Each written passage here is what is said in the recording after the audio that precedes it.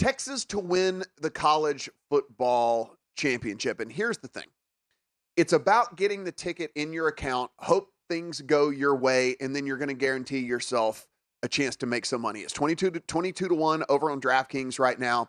If you look at the schedule, they get Alabama early enough to where they could recover from a loss against Alabama. They get them in week 2, and as we know, in college football, it's when you lose is the thing, is whether you can actually climb back up in the polls. And so if you lose early on in the season, it actually is okay. So they can recover from that Alabama loss if that happens. If they were to stun Alabama, then yeah, they're going to rocket up the rankings and be right there with everybody else. And then you look, Quinn Ewers, a guy that is borderline one of the dudes that could be one of the top quarterbacks taken in the draft this year. Can he step up and actually show us that he is the guy that was one of the super highly recruited guys coming out of high school? If you listen to all the player profiler guys out there, he is your prototypical NFL quarterback. He's got the size, he's got the arm, he's got all the stuff. The problem is it just hasn't shown on the field quite yet.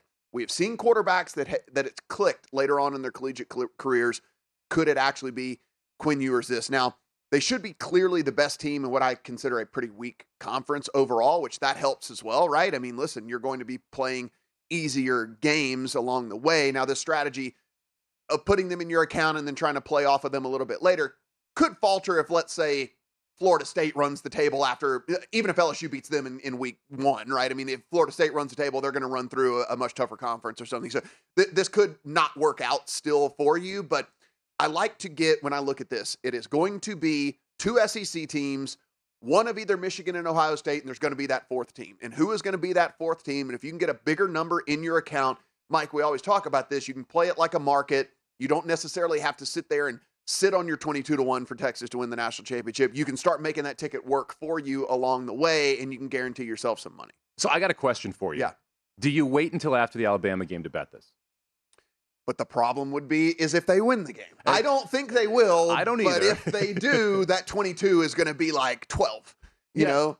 But if they lose it, that 22 is going to be like 30, especially if they lose it in atrocious fashion. Now, that probably makes you want to lay off it a little bit, but I do agree with you. I think they run the table here in the Big 12. This is a down conference this year. TCU, Kansas State, not as good. Oklahoma should be better than last year, but I think they're not going to be able to make the jump all the way up to Texas level. So I like them to get out of this conference.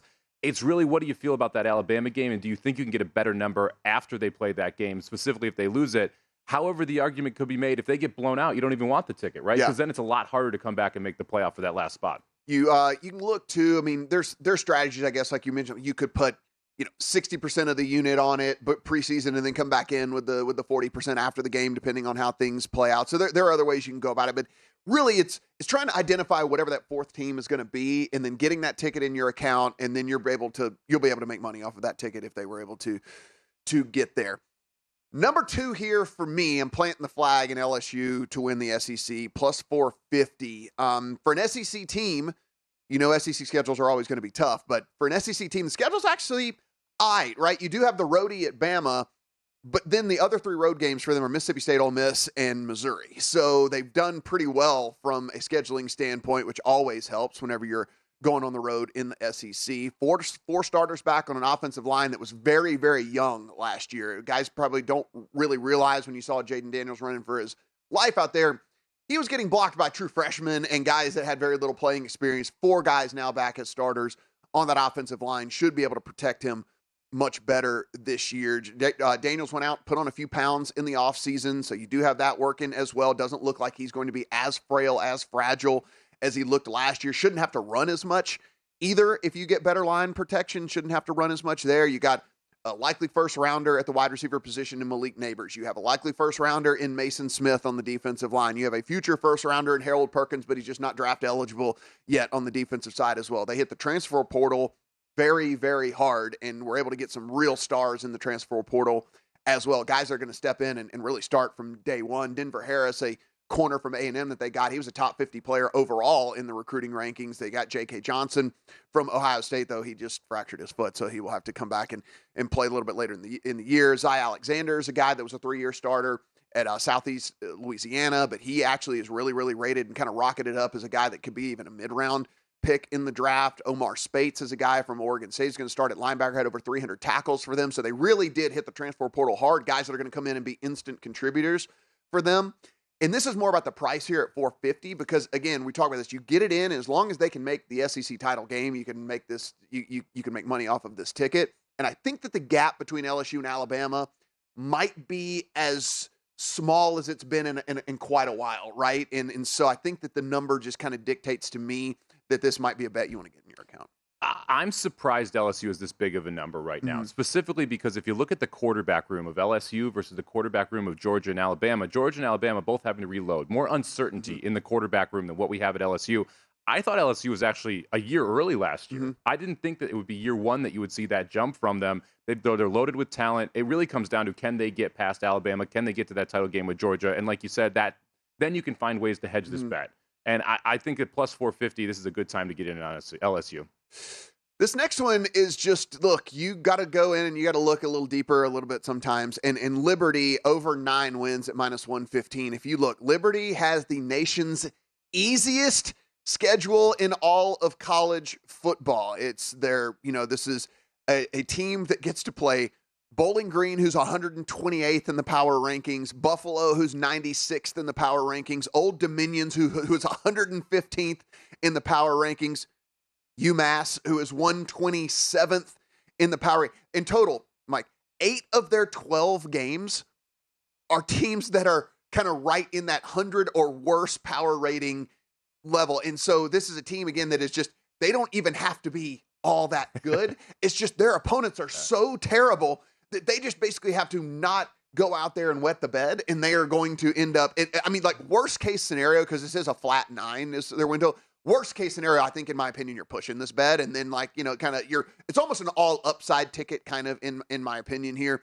They should easily coast to all of those 8 wins that they're playing teams that are just absolutely atrocious, and you really only need one more to get you at least a push, and then that you're kind of free rolling there with this Liberty team. I like the idea here that you just have to middle your way to the over here, right? As long as you're not atrocious, you should be fine. They're only returning 8 starters of the 22. That's the one concern. But like you said, this schedule is laughable. Yeah. It is bad, up and down. And you don't usually get to play this many teams who are in the bottom 10% of college football.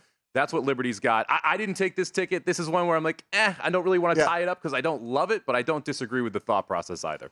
Cade Klubnik over 3,050.5 passing yards is my next one here. Look, he needs to average 254 yards per game over the course of the season if he is going to get there. You have Garrett Riley coming in as offensive coordinator. You saw what he did over at TCU. He took Max Duggan and made him a Heisman finalist. And if you look, you got Cade Klubnik, who went for 279 and 320 in the 2 games that he did start last year. And you should have a more up-tempo, should have a more pass-heavy offense here with Garrett Riley kind of taking over. Duggan got to this number last year. He exceeded the 50.5 without even starting the first game. If you guys remember, he wasn't even the starter for TCU last year in game number 1. And so he got there with 1 fewer game and a game in which it was just a total clunker against Texas where he threw for 124 yards. And so he still got there, not playing a game and having a complete clunker in there as well. Really, really like Klubnik to go over here. Yeah, we're going to talk about Klubnik and Clemson a little bit later as well. I agree with you here. 24 quarterbacks went over 3,050 yards last year in college football. So not a hard number to surpass there. And my final one here, guys, listen, this isn't one you can actually put in your account, but this is more of a philosophy and a strategy here. Any ticket that is not Caleb Williams to win the Heisman, listen, should be the favorite? Probably. But this is still voted on by humans. I think if anybody is even close to what the numbers that Williams puts up this year, they will want to give it to a different person, right? And so for me, it's such a short number on Williams as well. The juice is just not worth the squeeze. Go to VSiN.com/subscribe to become a VSiN Pro subscriber today.